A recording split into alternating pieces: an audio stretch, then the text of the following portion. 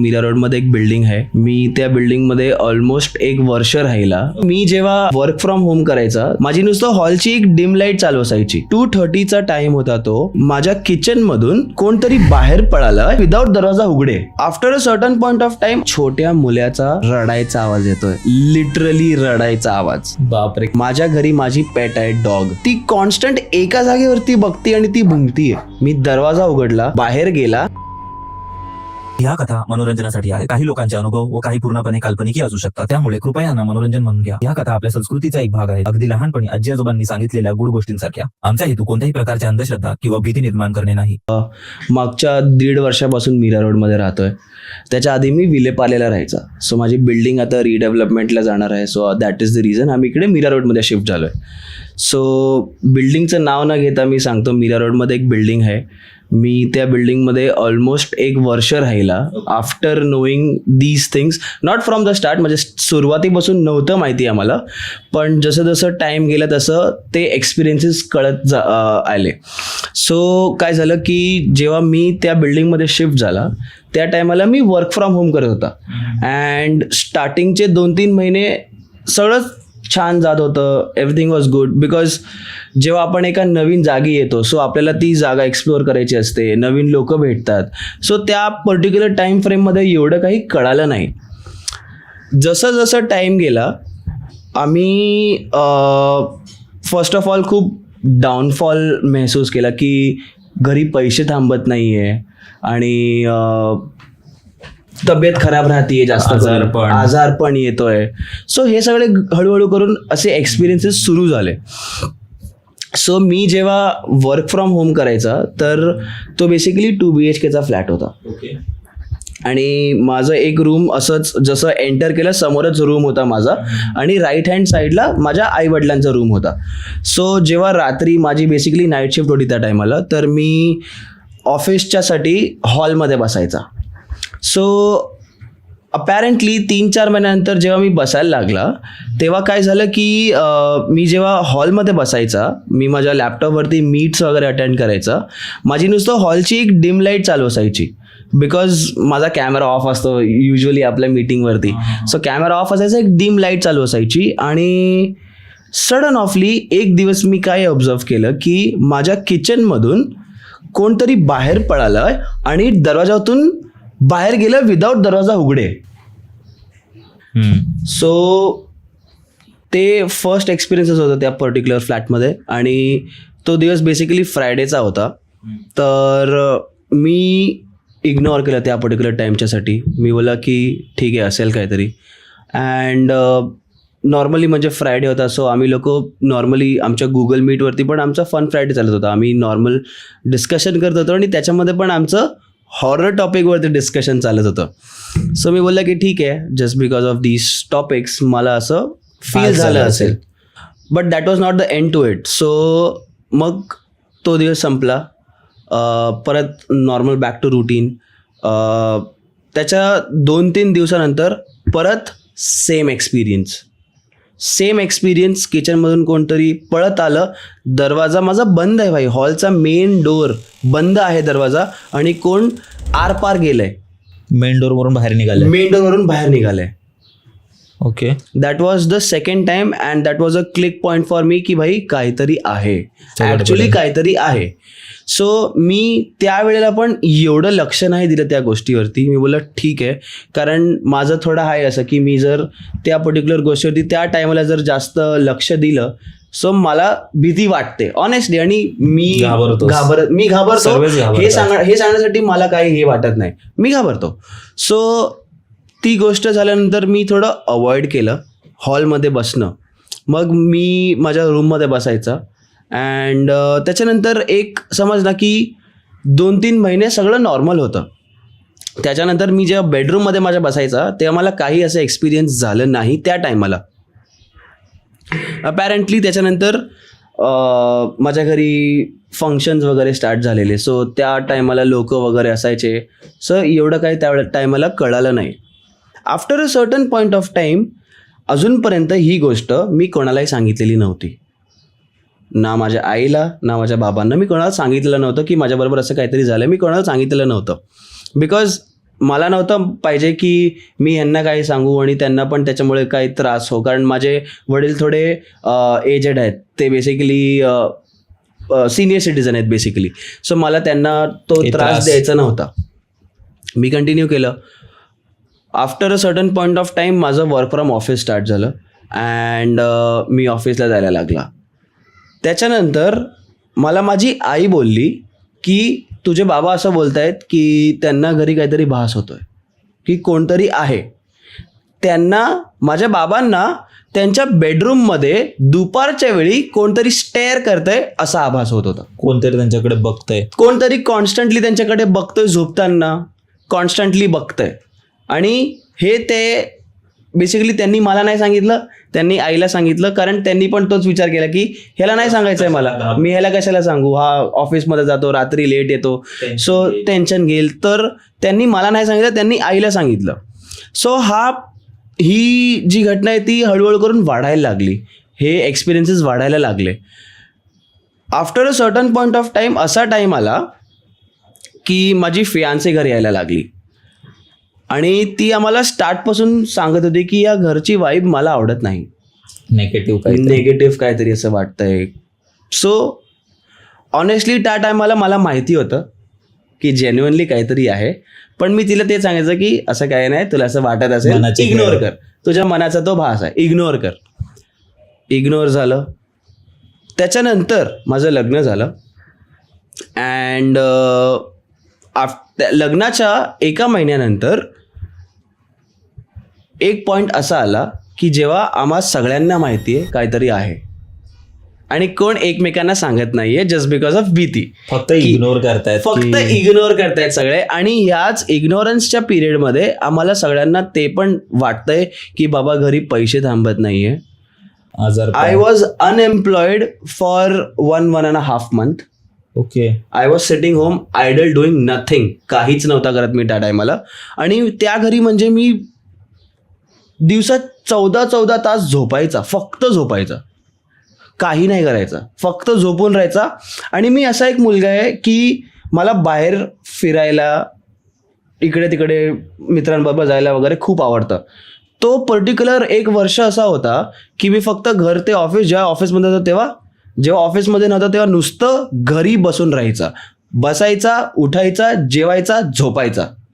14 तास मिनिमम मी झोपायचा त्या घरी. हे झालं, माझं लग्न झालं, तुझी पूर्ण डाऊन, माझी एनर्जी पूर्ण ड्रेन झालेली त्या घरामध्ये. अँड आमच्याकडे फायनान्शियली पण बेसिकली असा काही प्रॉब्लेम नाही आला, पण पैसे थांबत नव्हते घरी. आपण बोलतो ना की आई सेव्ह करते, बाबा सेव्ह करतात, मी सेव्ह करतो. आमच्याकडे सेव्हिंग्स तर काही नव्हत्या होत त्या पर्टिक्युलर 1 वर्षामध्ये, पण खूप पैसे जात होते घराच्या बाहेर, म्हणजे अननेसेसरी एक्सपेन्स येत होते, कुठून ना कुठून खर्च येत होता. सो ह्या सगळ्या गोष्टी होत होत्या.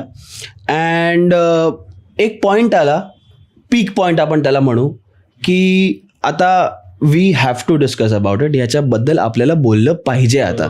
कारण सगळ्यांना काही ना काही होतंय, सगळे काही ना काही बोलतायत, पण एकमेकांना नाही बोलत आहे. मम्मी पप्पांना सांगते, पप्पा मम्मीला सांगतोय, मी माझ्या वाईफला सांगतोय, माझी वाईफ मला सांगतोय. वन सडन डे मी घरी एकटा आहे, मम्मी डॅडी त्यांच्या रूममध्ये, माझी वाईफ गेली तिच्या घरी. बिकॉज आमच्यामध्ये एक रिच्युअल असतं, आफ्टर मॅरेज मुलीला तिचा भाऊ घरी घ्यायला येतो आणि ती तिच्या घरी जाते. वन फाईन नाईट मी माझ्या रूममध्ये झोपलेलं. अराउंड 2:30चा टाईम होता, तो मला परफेक्ट माहिती आहे. 2:30चा टाईम होता आणि मी अराउंड 12-12:30ला झोपलेला. मला झोप लागलेली, मी मोबाईल ठेवला आणि मी झोपला. 2:30चा टाईम होता तो. माझ्या डोळे उघडले अँड मला एका छोट्या मुलाचा रडायचा आवाज येतोय, लिटरली रडायचा आवाज. आणि रडणं म्हणजे नॉर्मल रडणं नाही, तो किंचाळून रडतोय की मला मदत हवी आहे. त्या पॉइंटला मी उठला, बेडवरती बसला. मी जसा बसला, लाईट चालू केली, तो आवाज बंद झाला. येत कुठून होता आवाज नक्की? सो मी जसं सांगितलं माझं घरचं एलिव्हेशन, की मी जसं आम्ही घरी एंटर केलं, सगळ्यात समोर माझं बेडरूम आहे. सो माझ्या बेडरूमच्या माझ्या बेडरूममध्ये पण एक छोटासा खिडकीचा स्पेस होता. सो आय बिलीव्ह की त्या खिडकीच्या स्पेसमधून तो आवाज येत होता. कोणाच्या तरी रडण्याचा आवाज त्या खिडकीच्या स्पेसमधून येत होता. मी जसं उठला, लाईट चालू केला, आवाज बंद. The biggest trigger point for me, माझ्यासाठी आणि माझ्या वाईफसाठी सगळ्यात मोठा जो ट्रिगर पॉईंट होता तो मी आता सांगतो. हा लास्टचा एक्सपिरियन्स होता जो माझ्याबरोबर झाला. वन फाईन नाईट मी आणि माझी वाईफ आम्ही बसलोय. 12-12:30 वाजले. युजली माझ्या घरी जेवण लेट होतं. आम्ही 10-10:30-11ला जेवतो आणि मग मी माझ्या रूममध्ये होता, मम्मी डॅडी त्यांच्या रूममध्ये होते. 12-12:30चा टाईम आहे. लाईट चालू आहे माझ्या बेडरूमची, लाईट चालू आहे. अँड माझा जो बेडरूमचा दरवाजा आहे त्याच्यावरती आम्हाला 3 नॉक्स लिटरल आम्ही दोघांनी ऐकलेत. लाईट चालू आहे बेडरूमचा, मी दरवाजावरती उभा आहे, कोण आहे, आणि काही आवाज नाही मागून. मी दरवाजा उघडला, बाहेर गेला. माझ्या घरी माझी पेट आहे, डॉग. ती हॉलमध्ये उभी होती आणि कॉन्स्टंटली तिचे डोळे माझ्या मेन डोअरवरती होते आणि ती भुंकत होती. कोणी नसताना. कोणीही नाही आहे. हॉलची लाईट बंद आहे. ऑब्विसली हॉलमध्ये कोण नाही, लाईट बंद आहे आणि माझी पेट झोपते बाहेर. ती उभी आहे, ती कॉन्स्टंट एका जागेवरती बघती आणि ती भुंकतीये. आम्ही तिला विचारतोय, रुबी काय झालं, रुबी काय झालं. ऑब्विसली ती जवाब तर नाही देणार, पण they respond to you in some or the other way. ते रिस्पॉन्ड करतात, ते येतात तुमच्याकडे टेल वॅक करत. तिने काही नाही रिस्पॉन्ड केलं. ती पण ती खूप serious उभी होती. होती. त्यांनी भुंकणं बंद केलं, पण ती उभी होती आणि ती स्टेअर करत होती त्या पर्टिक्युलर एका जागेवरती. लिटरली आम्ही 2 मिनटं तिला बघितलं तसं. त्याच्यानंतर ती नॉर्मल झाली. तिला मी रूममध्ये पाठवलं आणि मग सगळं शांत झालं. अँड आफ्टर दॅट आम्ही लिटरली हनुमान चालीसा वाजवली. 2 ते 3 वेळा अख्खी हनुमान चालीसा ऐकली आणि मग आम्हाला झोप लागली आहे. सो हा खूप एक मोठा एक्सपिरियन्स होता माझा त्या पर्टिक्युलर फ्लॅटचा. आणि त्याच्यानंतर मग माझ्या वडिलांनी पण मला सांगितलं की असं सगळं होत आहे माझ्याबरोबर. अँड मग इव्हेंच्युअली आम्ही तो फ्लॅट सोडण्याचा डिसिजन घेतला. सो हा एक खूप मोठा एक्सपिरियन्स होता माझ्याबरोबर, जो रिसेंटचा आहे. 1.5 वर्ष आधीचा, 1 वर्ष आधीचा. 1 वर्ष आधीचा. येस. मग तुम्हाला काही समजलं म्हणजे किती टाइम तुम्ही तिथे राहिला? 6 महिने. सो आम्ही प्रॉपर 1 वर्ष होतो तिकडे. 1 आता वर्षभर त्याची पण स्टोरी सांगतो. ते जे फ्लॅटचे ओनर्स आहेत, ती बिल्डिंगची मी गोष्ट करतोय, that is one of the posh building in Mira Road. त्या बिल्डिंगमध्ये सगळ्या काही एम्युनिटीज आहेत. स्विमिंग पूल, क्लब हाऊस, सगळ्या एम्युनिटीज आहेत त्या पर्टिक्युलर बिल्डिंगमध्ये. ती बिल्डिंग सोडून त्या फ्लॅटचा ओनर कांदिवलीमध्ये राहतो. And that too in a 2 story chawl. अच्छा, चाळीत राहत होता तो. अँड आम्ही जसं त्या फ्लॅटमधून निघालो, आफ्टर 15-20 days मी परत त्या बिल्डिंगमध्ये गेलो, कारण त्या बिल्डिंगमध्ये माझे फ्रेंड्स होते. आम्ही क्रिकेट वगैरे खेळायचो संध्याकाळी. तर मी गेलेलो असंच क्रिकेट खेळायला. सो त्या टायमाला त्या बिल्डिंगमध्ये परत कोणतरी आलेलं, त्या फ्लॅटमध्ये राहायला कोणतरी आलेलं. त्याच्यानंतर रिसेंटली 2 महिन्या लास्ट मी त्या बिल्डिंगमध्ये 2 महिने आधी गेलेला. तो फ्लॅट परत खाली झाला आहे. तेही लोक वर्षाच्या आधी ते लोक चालले गेले. आणि आता मी रिसेंटली म्हणजे 1 week आधी त्या बिल्डिंगमध्ये गेलेला. माझं एक पार्सल आलेलं समहाव तिकडे त्या पर्टिक्युलर वेबसाईटवरती. माझा ॲड्रेस होता तो जुन्या बिल्डिंगचा, तर ते पार्सल तिकडे गेलं.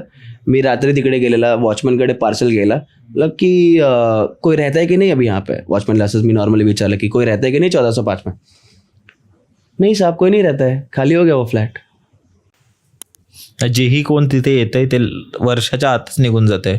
म्हणजे ॲग्रीमेंट संपेपर्यंत नाही थांबत. करेक्ट. आय थिंक मला असं वाटतंय की आम्ही पहिले असे असू जे पूर्ण ॲग्रीमेंट कम्प्लीट करून निघालो, कारण आमच्याकडे पण मिड ऑफ द वे काही रस्ता नव्हता. कारण आज सगळ्यात आधी तर कम्युनिकेट नाही करू शकलो आम्ही एक दुसऱ्यांबरोबर. जर समजा आम्ही आधीच कम्युनिकेट केलं असतं तर आय बिलीव्ह की आम्ही सोडलो असतो तो फ्लॅट. पण आम्ही कम्युनिकेट नाही केला. त्या कम्युनिकेशन गॅपच्यामुळे आय थिंक आम्ही पूर्ण वर्षभर राहिलो तिकडे. अँड जसं तो तिकडून आम्ही सोडलं, आम्ही आता दुसऱ्या बिल्डिंगमध्ये राहतोय. एव्हरीथिंग इज एकदम नॉर्मल आहे आता, म्हणजे लाईफ एकदम नॉर्मल आहे, सर्व सुधारलं. एकदम सुधारलं. म्हणजे परिस्थिती सुधारली, सगळं काही. म्हणजे परिस्थिती इन द सेन्स की जसं मी सांगितलं की पैसे वगैरे आता अननेसेसरी एक्सपेन्सेस नाही होते, सगळं काही चांगलं चाललंय असं. सो तो एक खूप मेजर चेंज आहे. बापरे. ते असतं ना, खूप सारे फ्लॅट्स असतात, खूप सारे जागा असतात, त्यांचा इतिहास त्यांच्याशी जोडलेला असतो, Correct. हिस्ट्री अटॅच असते. Correct. आणि जेही तिथे नवीन येतात त्या लोकांना ते त्यांचं प्रेझेन्स दाखवत असतं. आणि असं पण बोललं जातं ना की काही जर एंटिटी वगैरे तिकडे असेल, with respect, they don't want की कोण नवीन येऊन माझ्या जागेवरती राहो, की ही माझी जागा आहे. शायद जे कोण असेल तिकडे जर त्यांनी जीव सोडला असेल किंवा काही चुकीचं झालं असेल तर ती पर्टिक्युलर एंटिटी हे नाही त्याला हे नसेलच सहन नाही पाहिजे होणार त्याला. की इकडे माझं असं झालं तर हा एवढं सुखीत कसं काय राहील इकडे. ते पण एक फॅक्टर आहे बेसिकली. बरोबर. तेच. आणि हे मीरा रोड मध्ये घडलं. हे मीरा रोडमध्ये घडलं. मुंबईमध्ये जिकडे लोकांना राहायची जागा नाहीये, पण तिकडे असं घडतं. पण कधी तुम्ही त्याच्या मागचा इतिहास जाणण्याची कधी तुम्ही प्रयत्न केला? असं इतिहास जाणण्याच्या मागचं तर आम्ही बेसिकली कधी प्रयत्न नाही केला, कारण ऑब्विसली कोण सांगणारही कोण नाही. सांगणार पण, आणि मी एवढा टाइम पण त्याच्यामध्ये वेस्ट करायचा विचार नाही केला. कारण अजून घाबरला असता. घाबरला असता ऑब्विसली. सो बेसिकली माझे बाबा काय बोलायचे की त्या फ्लॅटमध्ये हॉलमध्ये एक गॅलरी होती. ते बेसिकली आम्ही ब्राह्मण आहोत बेसिकली. सो ते बोलले की पॉसिबिलिटीज आहेत की जी बाल्कनी आहे तिकडे कोणतरी मेलंय का काहीतरी त्याच्याबरोबर झालंय. बापरे. हे खूप लोकांबरोबर मी ऐकलंय. इवन आपण मागे एकदा मी बोलवतो, आपला एक फॉलोअर आहे सत्येंद्र करून, तर त्याच्याशी बोलवतो ना, तर लहानपणी तो मुलुंडला राहत होता. आणि मुलुंडला तो एका ज्या फ्लॅटमध्ये राहत होता ना, त्या फ्लॅटच्या बाल्कनीमधून त्याला असं दिसायचं की कोणतरी माणूस त्याकडे येऊन बघतोय. हो. हां. आणि त्याला एकाच दिवशी असं दिसलं आणि त्याने इग्नोर केलं. खूप लहान होता तो, म्हणजे 3.5-4 वर्षाचा, एवढं समज नव्हती त्याला. तर त्याला कोण काका आहेत, हे काय आहेत, म्हणजे हेही त्याला एवढं डोक्यात सुचलंच नाही. तर त्यांनी झालं. आणि त्यानंतर म्हणजे एक 2 दिवस दिसलं, त्यानंतर बंद झालं, असं काहीतरी होतं. आणि एक दिवशी त्याच्या आजोबांना सेम दिसलं तसं, की कोणतरी म्हातारा माणूस आहे जो बाल्कनीत फिरतोय. अच्छा. बाल्कनी आतून बंद आहे. ओके, म्हणजे फ्लॅट बंद आहे. हां. नाही, म्हणजे बाल्कनीचा दरवाजा आहे ना, तो आतून बंद आहे. ओके. तर हा गेला कुठून, आत आला कुठून, चढून कसा काय येऊ शकतो, आणि येऊन असं फिरतोय का, ते खूप क्वेश्चनेबल होतं. इवन एकदा त्या आजोबांचा कोण मित्र आला होता, जो जे असतात ना, जे ॲस्ट्रोलॉजी वगैरे सांगतात जे, तर तो आला होता. तर त्यांनीही सांगितलं की इथे एक आत्मा ट्रॅप आहे, एका माणसाची एक सोल ट्रॅप आहे, आणि ती इथे फिरत असते. कारण त्याला दिसलं, त्याला असं जाणवलं. अच्छा. असतं काही फ्लॅट्स मध्ये आणि काही जागांमध्ये वास्तू दोष ज्याला म्हणतात. वास्तू दोष. ऑनेस्टली वास्तू हा जो टॉपिक आहे तो खूप इम्पॉर्टंट आहे, कारण वास्तू जर तू सांगितलंयस तर तो जो फ्लॅट होता ज्याची मी आता स्टोरी सांगितली, तो प्रॉपर वास्तू कंप्लायंट फ्लॅट होता. असं पण नाहीये की वास्तू नाहीये का साऊथ आहे असं नॉर्थ साऊथ, काही नाही. तो प्रॉपर ईस्ट वेस्ट एंट्रन्सचा फ्लॅट होता, पण तरी पण तिकडे असं होतं. सो वास्तू शांत असणं पण खूप गरजेचं आहे, आणि प्रॉपर वास्तू कंप्लायंट असलं पण खूप गरजेचं आहे. सो ओनली एक वस्तू बरोबर होऊन नाही चालत, पण you have to do something or the other to it. आता मी आता ज्या फ्लॅटमध्ये राहतोय तो नॉर्थ साऊथ आहे, म्हणजे साऊथमध्ये माझी एंट्रन्स आहे, नॉर्थमध्ये माझी एक्झिट आहे. सो ऑनेस्टली एवढ्या वर्षापासून मी माझं जे आधीचं पण जे विलेपार्लेचं घर आहे ते पण proper east west entry exit आहे. त्या घरामध्ये मला कधी काही नाही झालं. हे घर जे मीरा रोडचं मी स्टोरी सांगितली ते पण ईस्ट वेस्ट आहे, पण तिकडे असं एक्सपिरियन्स झाला. आत्ता ज्या घरामध्ये मी राहतोय तो नॉर्थ साऊथ आहे, साऊथमध्ये एंट्री, नॉर्थमध्ये एक्झिट.